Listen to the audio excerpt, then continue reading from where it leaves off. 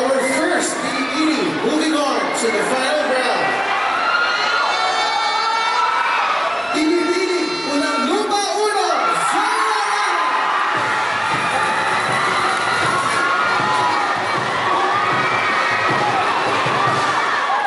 Congratulations.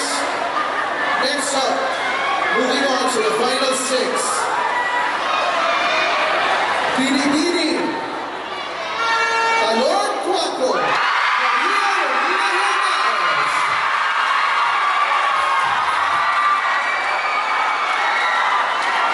Congratulations. Our next Pinipini moving on to the final six. Pinipini Talon Cinco. Sam Pamasan.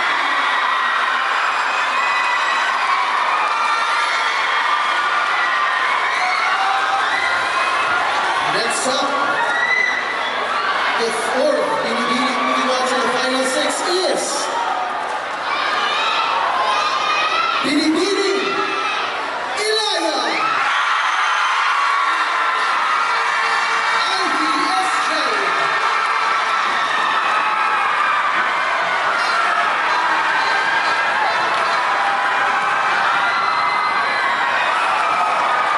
All right, only two spots left.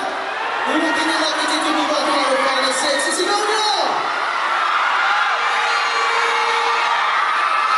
Our fifth Pinipini moving on to the final six is Pinipini Manuyo Uno.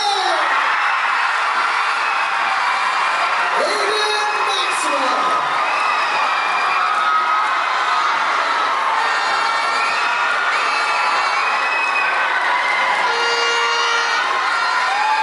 Alright, only one spot left. Sino kaya ang huling maswerte na makakapasok sa ating final six?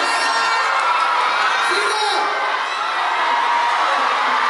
Alright, ladies and gentlemen, once again, palakpakan natin ang ating 20 ladies here tonight. They all did a very good job.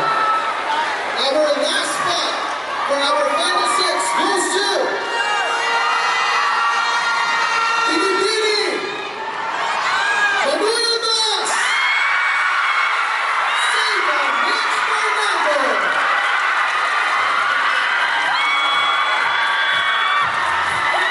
Alright, there you have it, ladies and gentlemen. Our final six. Palakpakan po natin sila.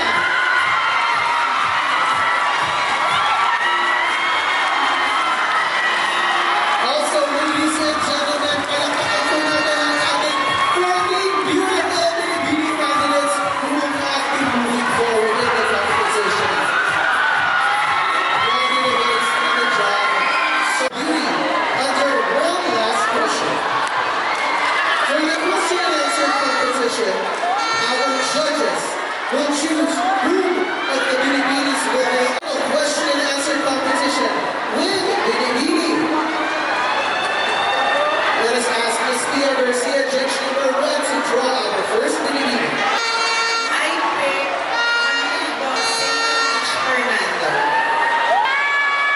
Hello, Seika Matulido. Hello, good evening. So here's my question. Do you believe that money can buy happiness? Or more? Naniniwala ka ba na nabibili ng pera ang kasiyahan? Thank you so much for that very beautiful question. You know what?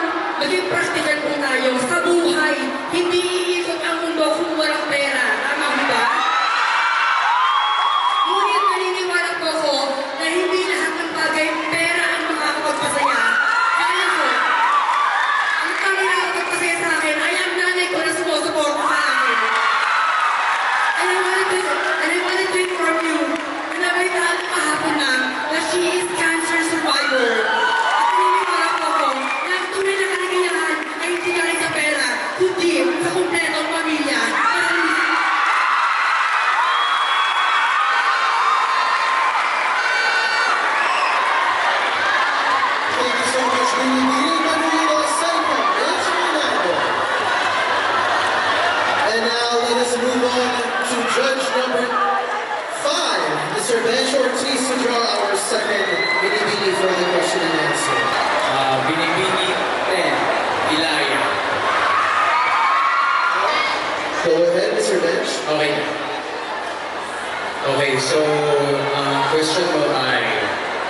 What can you say about the rampant cases of gender-based violence? And how will you use the title of Binibining Bahaghari to address this issue?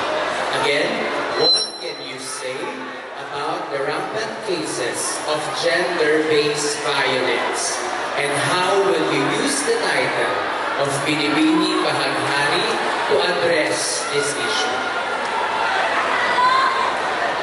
As a role model in my barangay, Ilaya, and I want to use my voice to our society in the people here in the tent right now. But I think sa pinaka-pagiging bakla ay walang masama. Bagkus, alam mo ang tama at kung paano ka gumalang sa nakakatanda. Dahil lagi natin magkatatandaan, huwag kang gumawa ng masama para sa bayan. Maraming salamat po. Thank you so much, Binibining Ilaya. IBS Sheldon. And now we move on to our judge number 3 to draw our next Binibining. Ms. Angel? Hi, good evening everyone. I pick Alon 4. Yes. Go Hi, ahead. good evening. How old are you by the way? 24 years old po. You're 24 years old. Sleeper na po. So my question is timely and relevant to what is happening in the community and also in our society today. As a candidate or a finalist of Binibining Bahaghari in 2025, how will you able to educate the people, especially the youth of this generation, about the growing numbers of HIV positive youth individuals in the society?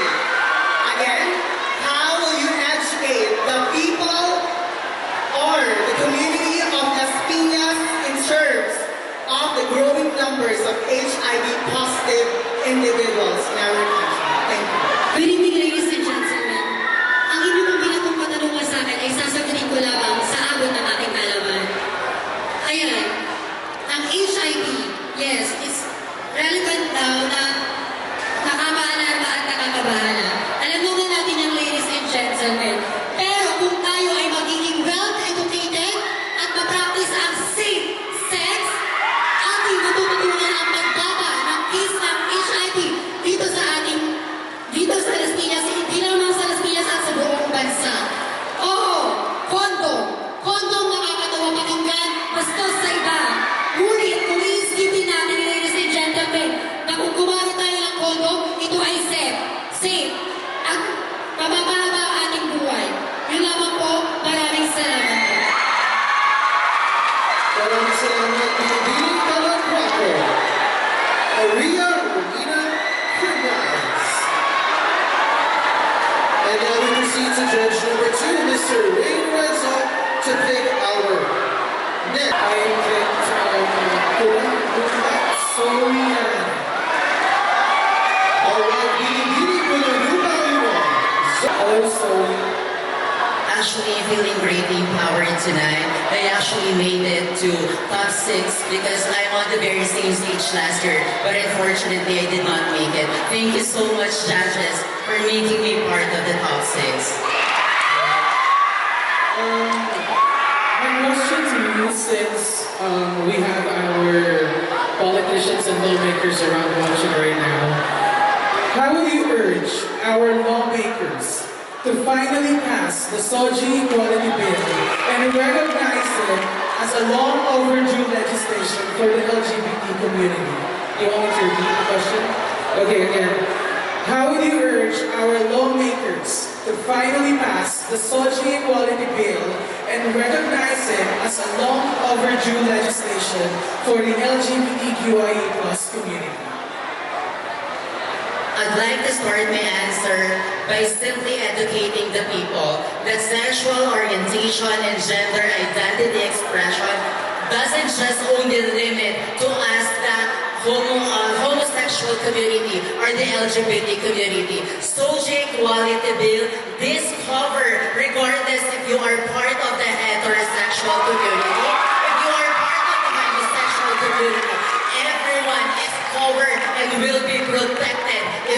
law will be passed. I'd like just to remind everyone, especially now, that there are a lot of cases that we the LGBT are being involved. There are a lot of harassment, discrimination, judgment, and if this bill will be passed, definitely everything will go smoothly. Everyone will be loving, accepting, and respecting. Good evening, Ms. Pina.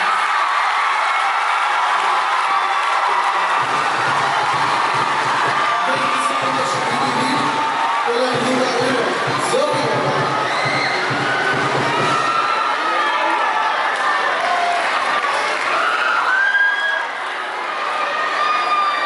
For Miss Nicole Rivera Flores to pick our next BBB.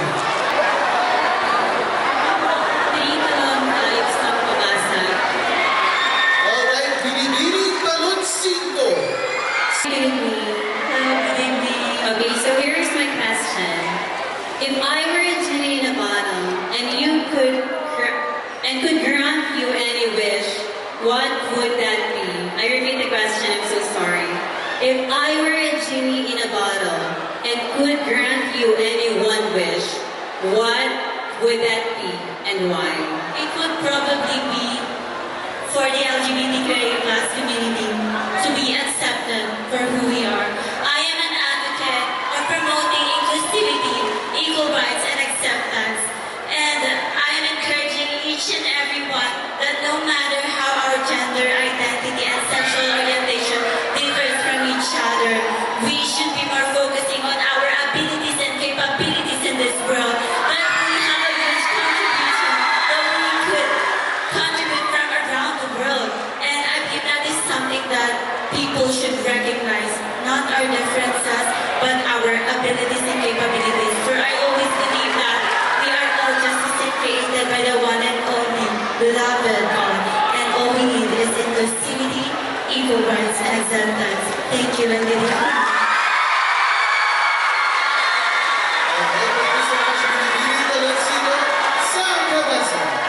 And now for our final question of the evening. Once again, may we call on Miss Angel Diogue to pick our final BBB for tonight. Manuyo Una Arjun Maxwell. Alright, of course.